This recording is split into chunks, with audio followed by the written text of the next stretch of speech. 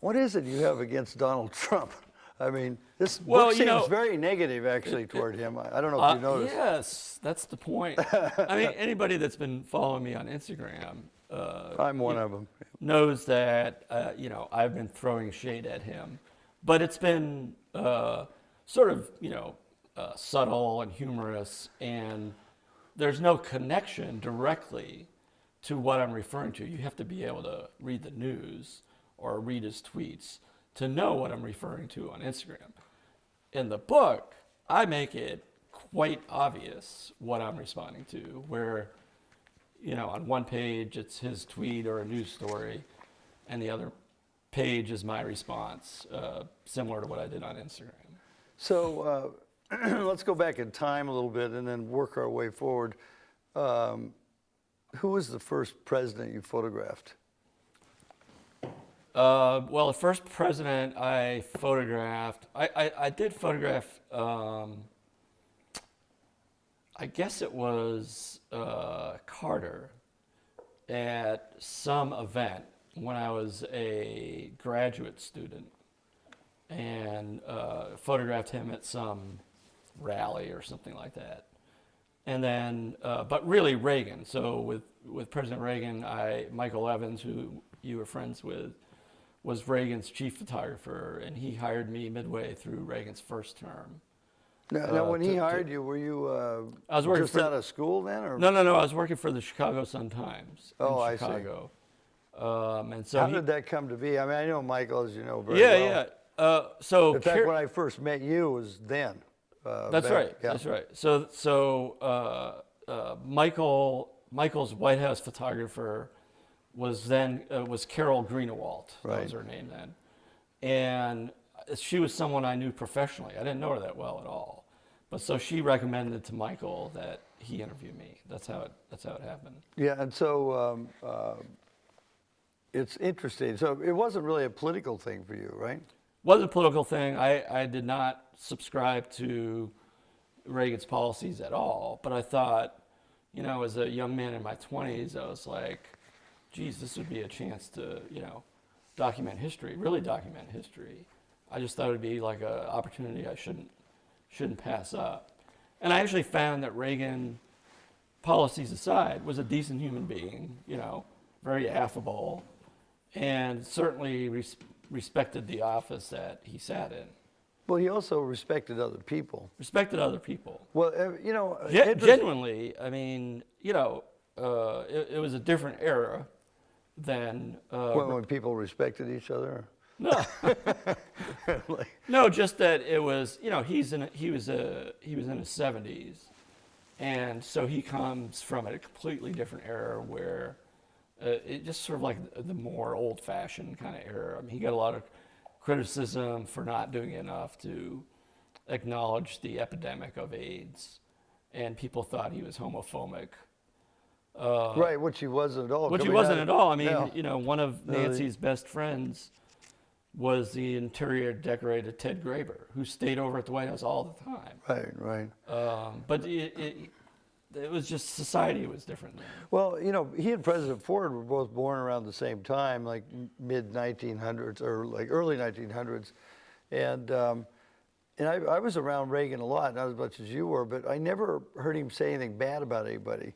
And I never heard Gerald R. Ford, whom I worked for, the worst thing he ever said about somebody was, you know, I don't like that guy very much.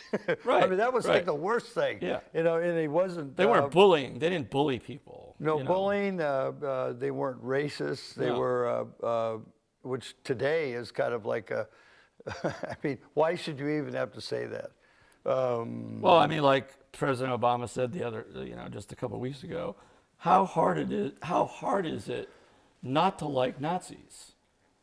You know? Right, it's not hard. Ask any of my uncles who were in Europe during World War II, getting shot down in POW camps, and just in general. I mean, I mean, we kind of agree on. We both work for decent people. You work for two. So enough about you. Let's talk about your book. I got it this weekend when I came back from this trip, and the first big question is like, has President Obama seen it? Yeah, so I made a conscious decision not to tell him I was doing this book Good plan. because I didn't want people to think that it was something that he was directing or You were a that we surrogate. It was that I wasn't doing it on his behalf. So I didn't even tell him I was doing this book until two weeks ago when it was already printed. It was at every bookstore ready to be put out on the shelf. And I told him, and he knew about it from somebody else, but I didn't tell him. And all he said to me was, "Yeah, I bet it sells really well." Well, I bet he's right. Yeah. And then we sort of like moved on to, how's Sasha Malia, and he's asking about my wife. He didn't like really even. Does he acknowledge you at any point on Instagram, like liking an Instagram post? Has that happened? I don't think so, and I'm pretty sure he probably doesn't run his own Instagram account. I'm sure he probably has someone doing that. I don't know that Unlike anybody else that we know. Yeah. Well, yeah. When you started your Instagram account, were you doing it in the White House? Doing Yeah. Instagram? So I started. So Instagram came along in 2010, and the White House kept pressuring me to start an Instagram account, which I didn't want to do for a variety of reasons. But then finally, after 3 years, so in 2013, I started like what was considered an official White House Instagram account in my name. And I would post pictures, usually away from the action with an iPhone. And then I slowly started adding pictures from the DSLR, that I would have taken throughout the day. And the captions were just straight captions, like AP style captions. Right. This is what happened. And then when I left the White House, I started a personal account. And almost right away, I started subtly throwing shade with I mean, what I was saying. You were actually instantly offended, right? I was instantly offended. I mean, that had to start on day one. It started or before day one, right? It started the night of the election, and Right. and the morning after, trying to comprehend how this guy got elected, and that I call him a carnival barker in my book. Actually, that's one of the nicer things you've said about Yeah, it. I thought over the last couple of months during the transition, I started being a little more hopeful that okay, if he surrounds himself with good people, then maybe this won't be as bad as we all think. And then as we rolled into January, even before he took office, just some of the things that he was saying about President Obama and just some of the outrageous things he was saying, I was like, this is not going to end well. And then on January 20th, it was, and I'll show some of these pictures today, to watch that interaction between Trump and President Obama it was so surreal to me. And I just started thinking. You mean on the inaugural stand? Before they got to the inaugural stand. Like, tell me about his Backstage.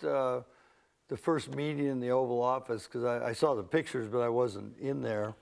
Yeah, I mean, the kind first. of walk through that, because that had to be, considering everything he was saying about Obama, about the birther thing and all that. Yeah, I mean, I don't really talk about that so much because, as you know, I consider those confidential conversations between the two of them, and I'm not going to tell people what they. No, but like an overview, like. Overview was sort of like, it was almost like the staff was still in a state of shock. 2 days after the election. And When did he come in? he came in 2 days after the election. Really? Oh. And, and it was, I mean, they had been talking about, will Hillary come in that week or the following week? Because everybody presumed she was going to be the president-elect. And when it turned out to be this other guy, there was just a sense of disbelief and disillusionment. And, some of the young people that worked in the West Wing were crying, the day after the election. And it was hard to make sense of. So all of a sudden this guy shows up the day after that. Right. And it's sort of like, until he showed up, when he showed up, I guess I should say, then you realize, oh, this shit is really happening, Jeez. Yes, and then the photos were kind of reflected what was going on, I guess. I mean, everybody always puts a better face on it for a public photo op, certainly. Were there I think they had, they seemingly had, an okay meeting and conversation. And you would call Obama gracious about it? I think so. Yeah. Yeah. Having been there for a similar circumstance with Ford and Carter. Carter came in, and I must say everybody's in shock after your boss gets beaten. Right. But Carter was a more conventional guy, and they'd had their debates and all that, and I think Ford couldn't have been nicer about it and said, look, if you want to use this office adjoining the Oval during the transition and all of that, he just opened the door. But it wasn't this kind of a situation. It wasn't this kind of situation, but even still, President Obama did open the door to the team. And, Michael Lewis has a book out that just came out the same day as mine, I think, talking about 3 of the cabinet agencies who the incoming people never showed up to any transition meetings at all. So the Obama team had prepared all these memos and briefings. Here's how the department runs. And they just totally ignored everything that had been set up.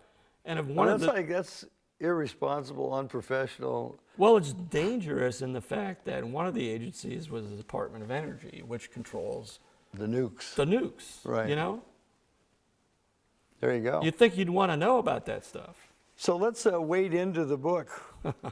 And I will tell you this. I think it's a terrific book. For one thing, your pictures are kind of like, you get to know Barack Obama here. You spent 8 years with him. The first one I'm going to go to is, hold on now. Well, let's go to crowd size. I think when Sean Spicer came out, was shoved out to talk about how this is the biggest crowd in history, there was that was like a credibility torpedo amidships. Those of us who were at the inauguration up on the Hill, and you were there, and you have a picture of it here in the book with this giant crowd. I don't even know, what were the numbers? Do you remember the numbers? I don't remember the numbers, like 1.5 million or something. I honestly don't remember. But it was considered the biggest crowd in history, January 20th, 2009. To date. To date. And there will be, someday there will be a bigger one.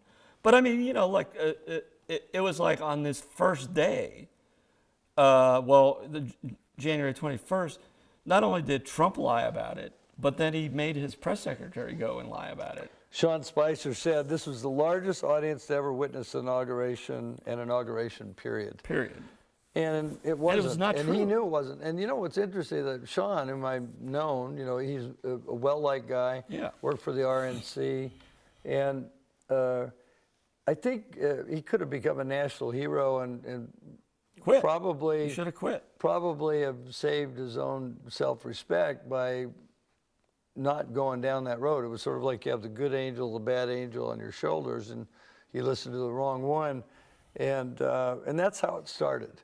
I mean, it was. Well, and to further that particular point, Trump goes to the CIA that day, January 21st, and brags about the crowd at his inauguration to CIA workers. Well, no, not only that, but he was in front of the wall that was dedicated to the CIA people Fallen. killed in the Right. line of action.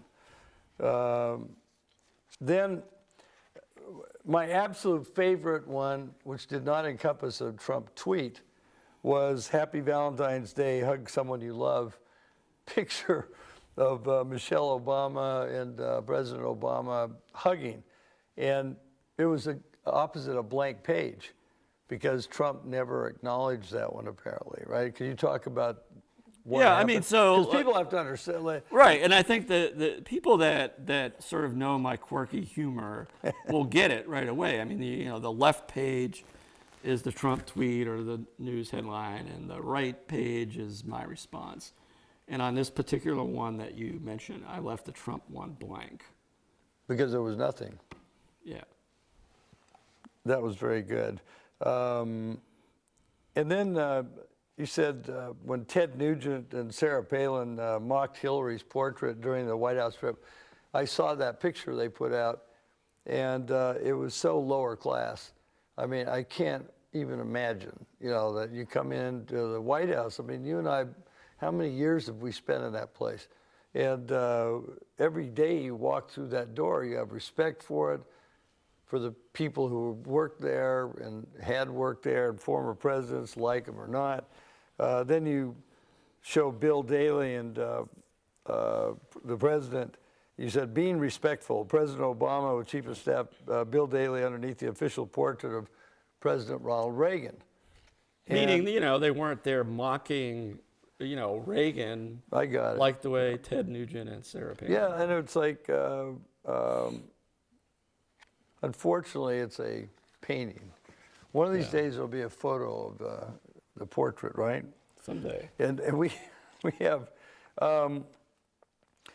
one of the things that happened that really freaked me out actually was when the Russian foreign minister or an ambassador came to the Oval Office, and there were no American press allowed in there, and the President of the United States gave away some highly classified information to people you could ostensibly think were, the enemies, or at least people who don't like us. And you had the top secret presidential daily brief on a secure modified iPad. Like, how do you categorize like what Trump did vis-a-vis how Obama handled classified material? Well, I mean, it's funny that I don't. I'm trying to think like maybe Trump didn't even know it was classified, what he was saying. That's the danger of this guy, is that he gets these high-level classified briefings, and then he'll just run his mouth in the days and weeks that follow, and you never know if any of that stuff's going to come out because he can't control himself. Well, like, I don't trust him with the nation's secrets. and having such disdain for his own intelligence agencies, Yes. he doesn't believe anything they tell him. Yeah. And then we're sitting here on a day when he still won't acknowledge that the higher ups in Saudi Arabia were responsible for The Khashoggi's highest death. up. The highest up. Yeah, or one down from the king, Right. but he's the guy who runs the country. Right. Yeah, it's pretty. And we talk about climate change and all that. You had a picture of President Obama giving a talk to the U.S. Coast Guard Academy, and opposite a quote from President Trump's remarks to the Academy. It says, "Look at the way I've been treated lately, especially by the media. No politician in history, and I say this with great surety, has been treated worse or more unfairly. I've accomplished a tremendous amount in a very short time as president. I've loosened up the strangling environmental chains wrapped around our country and our economy, chained so tight that you couldn't do anything. God bless the Coast Guard. Good luck. Enjoy your life." Wow, what a speech. I mean, that's like... What a speech. And then when President Obama went to the Coast Guard Academy, right, he made an argument on why climate change was going to affect the military forces. And was at the top of his agenda. Right. And now, we've got this guy who doesn't necessarily acknowledge that climate change is even man-made. Well, and he said the other day, he just said, and it's going to change back. It's bad now, but it's going to change back. Right. Well, no, it's not going to change back by itself. Well, one thing that's going to change back sooner or later is there will be someone else in the Oval Office. Well, that's true. Yeah, if we're still here. Trump announces U.S. will exit Paris climate deal, to which he responded with his tweet, "Make America Great Again." And then you put that opposite the Obama signature on the Paris Climate Agreement in 2016. And then you quoted Woody Guthrie. I go into this land is your land, and then you have a series of photos. This land is your land. This land is my land, from California to New York. Right. And then, by the way, just like for that was the one thing I had to get pay a licensing fee to use the lyrics from Woody Guthrie's song. I'm surprised they didn't let you use it for nothing. It was. You didn't personally pay it, I bet. I did, actually. You did? Yeah. Wow. Yeah. You need a new publisher. It was worth it. Oh yeah, no, that's a great words, and you have a lyrical set of photos to go with that of the president. So one of my, I guess early on, when it was June of 2017, where they went around the cabinet room, and it was the most obsequious, really hideous display that I think I've ever seen. I try to picture in my situation in the President Ford's cabinet room of him encouraging his cabinet officers to go around and individually tell him how great he was. Right. I thought it was beyond embarrassing. And the only guy who didn't go down that road was Jim Mattis, right. whom I have great respect for. Yeah. I'd known him when he was a general. And tell me about that. You said a cabinet meeting where officials don't have to praise their boss. Right. I mean, they had a cabinet meeting, and they would try to get stuff done, and people would report what they were doing in their agency, maybe some of the challenges they were facing, how it fit in with the overall Obama agenda. There was no reports telling President Obama how great he was. And what was that anyway? I don't know what that was. It was sort of like a reality show in I the really making. thought, it just reminded me of the Manchurian Candidate. Yeah. He's the greatest person. They go into this robotic kind of a mantra. And I've never seen anything like that. I hope I never do again. I mean, that made me. But I mean, you still sort of see that today with when there's a big meeting, that the entire press corps goes in there the whole time, and then it becomes not really a meeting. It becomes a TV thing. It's really like Kanye West. Yeah, well, yeah. It's unfortunate that the book came out before the Kanye West meeting. I don't remember what you put out. What did you do on that? I haven't done anything on it because I was just in so disbelief. Somewhere in my files, I have a picture of President Obama with Kanye West, but I don't know. I don't remember when that was. But he wasn't sitting in the Oval Office with a crowd of press gathered around. Right, with a "Make America Great Again" hat. Well, I'm pretty sure that wouldn't have happened with Obama. No. And then you talk about Vladimir Putin.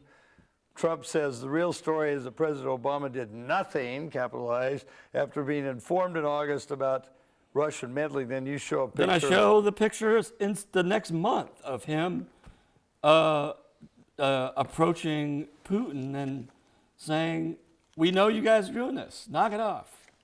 It's sort of like Trump just tweets stuff that is, let's just call it what it is, lies all the time. How did that meeting go with Putin and President Obama, their first time? That one? Was that the first one?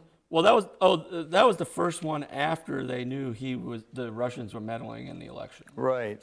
That was a very tense meeting. I can understand that. Yeah. But in my experience, and I suppose one reason I'm talking to you about this is I know the turf. Absolutely. And the first meeting that Ford had with the Soviet leader was Brezhnev in Vladivostok. And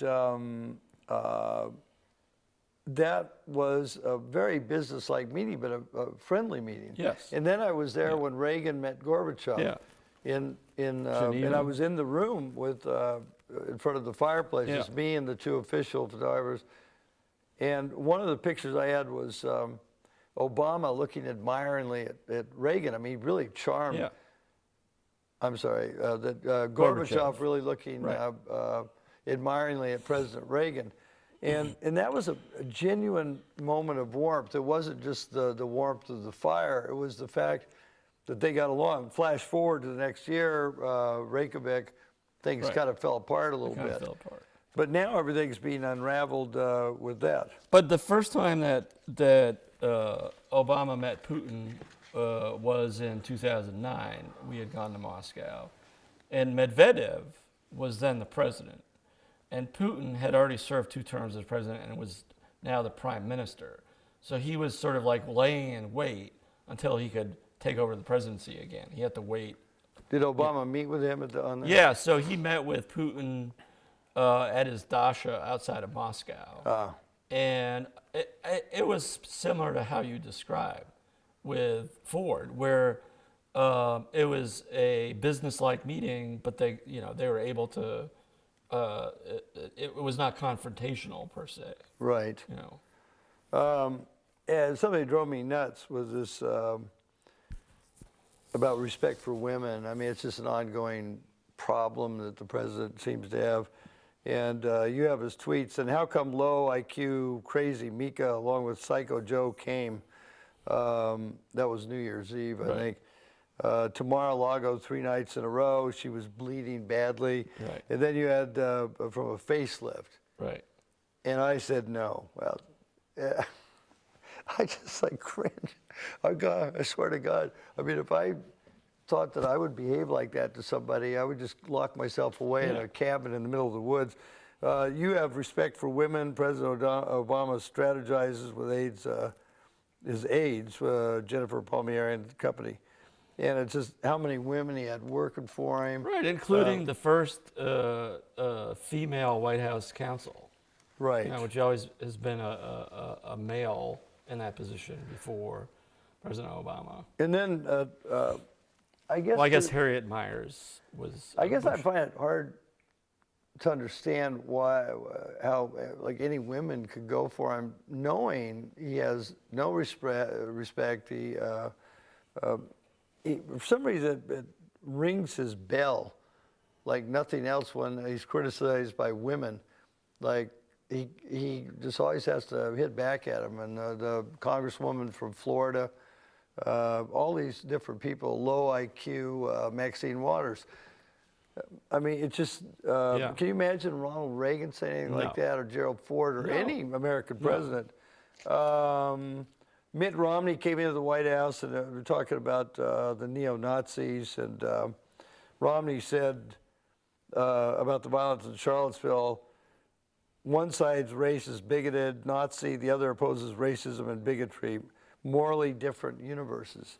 Well, the interesting thing about Romney is when I did The View, I mentioned to you I had done The View, and I was telling Meghan McCain, I said to her, look, if Mitt Romney or if your dad had been elected president, I would not be doing what I'm doing now, because both of them, Romney and McCain, would have respected the office of the presidency.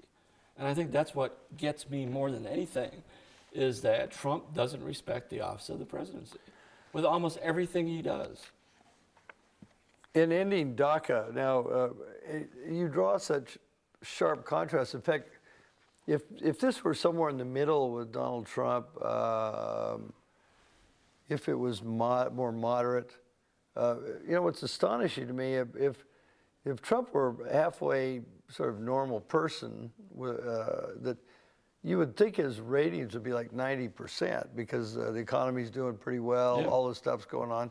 I mean, granted, we're going to be paying, our kids will be paying for this, Right. this trillions of Right. dollars deficit, which is so un-Republican. Well, we're President maxing out our Ford- credit cards, you know? Our government is maxing out our credit cards. President Ford, as a fiscal conservative person, must be up there covering his eyes. That's all I can say. I But think you he's trying to figure out how to get back down here on Earth. That's what he's doing. I'd vote for him, and I did vote for him. Trump ends the DACA program, no new applications accepted. Then you've got the president meeting in the Oval Office with undocumented workers. That's pretty stark, a pretty stark contrast. And another one was the a disrespectful lie. Anger grows over Trump's claims about past presidents and fallen troops, saying that about calling up the families of soldiers who've been killed in action. And you showed a picture about visiting wounded warriors. Well, and all that. my point was that in Obama's first year in 2009, I think there were more than 500 people, soldiers killed in Afghanistan. Did he call every one of those families? Maybe not, but everyone got a letter. He would meet with Gold Star families when he was traveling to different cities around the country. They were never publicized that he had done this. He went to Walter Reed every 3 months to visit wounded warriors, sometimes would spend as much as 3 or 4 hours there. And for Trump to like say that was, that really pissed me off more than probably anything he's done. It's clear. Yeah. And then he's talking about one that rings my bell also, along with a few other things, certainly, is the attack on the First Amendment. I was in Vietnam for over 2 years. When I wrote my first book, Shooter, I dedicated it to all the photographers who'd been killed in Vietnam, the photographers covering the southern side of the war. And there are, I think, 16 or 17 photographers. That doesn't count other press and all that. And when I was out in action, like American soldiers were always happy to see me and my colleagues show up. They couldn't believe somebody didn't have to be there would be there because we wanted to show what they were going through. And the only way you could do that is to live it and see it. Yeah. And that it's not fake news. And the people, a term that just absolutely boils my blood, because we know so many people that have given their life in the pursuit of truth and in honest reporting. And if you're looking, and yes, publications make mistakes and they immediately correct them. Donald Trump, if he had to correct his mistakes, there would be 2 hours a day devoted to that probably. But he doesn't take any responsibility for it. No, and it, you know, it's dangerous when you start calling the press the enemy of the people. And you see other world leaders kind of now following that. Not kind of following. A Following. lot of them are just, I wouldn't. Right. If fall for anybody it. writes anything negative about them, we're talking about overseas. They use the same exact terminology that Trump's using, calling it fake news, saying they're enemy of the people. And now, as we see, with this writer from the Washington Post, kill them, kill people, kill journalists. Right.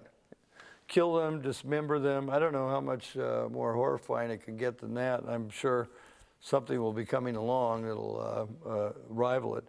But, and then North Korean, this is Trump, North Korean leader Kim Jong-un just stated that the nuclear button is on his desk at all times. Will someone from his depleted and food-starved regime please inform him that I too have a nuclear button, but it's much bigger and more powerful one than his, and my button works. And then you showed. I showed the only button that's on the Oval Office desk, and it's actually a button to call the White House valet for more coffee or tea. and it doesn't have anything to do with push a button to start a war. And that one's been there forever. Forever. I mean, President Ford used one. No, there's another one actually that summons the Secret Service. Yeah, But we can't talk about that. I can't tell you where that is. You can't either. But so that was pretty amusing. And I got to tell you, hands down favorite one is Trump's tweet, which you quote. Actually, throughout my life, my two greatest assets have been mental stability and being like really smart. Crooked Hillary Clinton also played these cards very hard, and as everyone knows, went down in flames. I went from very capitalized, successful businessman to top TV star. And then you have a picture, which I love it. Just explain this one. Yeah. So I say my caption is two like really smart presidents. And it's a picture of President Obama We got to show this one in standing real time. next to Abraham Lincoln impersonator in front of the portrait of Lincoln. Yeah. That guy looks pretty good too. Yeah, no, he was good. And this is continuing on that same vein. The stable genius stable thing, and then genius. he has another quote. It's a continuation of the previous tweet. Oh, there you go. That was all one. No, it was two tweets, but Okay. one after another he sent out. Oh, he went from the reality star to president of the United States on my his first try. Unlike Richard Nixon.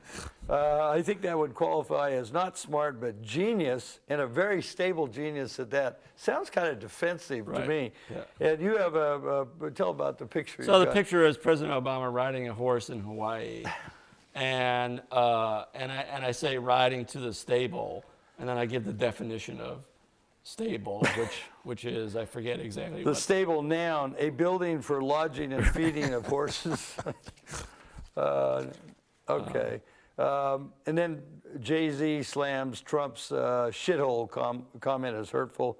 And you have somebody please inform Jay-Z, this is Trump, that because of my policies, black unemployment has just been reported to be at the, all caps, lowest rate ever recorded.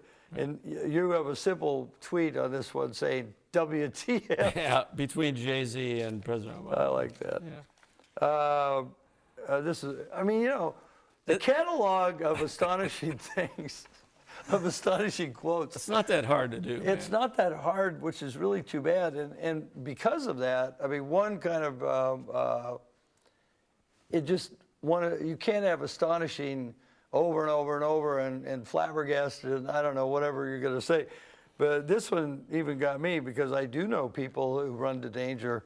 And Trump on Florida shooting. And this is like, set it up by saying this was a tragedy in our country, the school shootings Parkland. in Parkland. It was like an awful, and then now you can get it. Well, and Trump says he criticized the sheriff's deputies who reportedly failed to intervene during the Parkland shooting, saying he would have run in there to help if he'd been there. I really believe that I'd run in there even if I didn't have a weapon, Trump said during a White House meeting with governors to discuss school safety.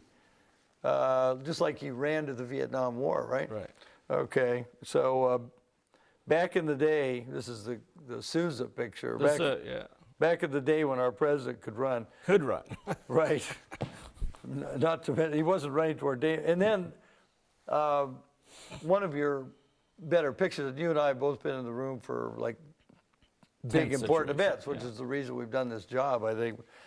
I mean, you didn't get into it, I'm presuming, thinking that downrange you'd be using your photos for No. this. I mean, how could you imagine? I mean, why did you do the job? So What was your? I mean, the thing that I always tell people, and I'm sure you felt the same thing, is you want to create the best photographic archive that you can of the president. That's your job.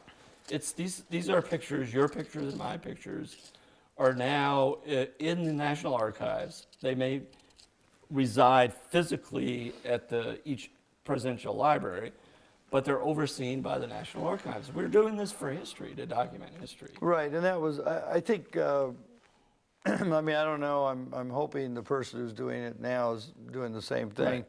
I have no idea. I haven't been over there. But this one, and I think we could probably wrap it up with this, but Donald Trump in his tweet said, "A perfectly executed strike last night. Thank you to France and the United Kingdom for their wisdom and the power of their fine military. Could not have had a better result. Mission accomplished." Right. And this was about the strike on some Syrian air bases, I Like- believe, after No, it was at the airport. They just that was, yeah. right, the airport, right. I mean, that it was was- like, and then Trump is mocked for mission accomplished tweets. And then you put this photo out, which is during the bin Laden raid, back when a mission was actually accomplished. Right. You should talk about that. That was one of your better moments because it shows the trust that you had to be in the room for a critical top secret meeting. Yeah, and I think the interesting thing about the picture that I say to people is that, well, there's multiple things. One, President Obama is not seated at the head of the table.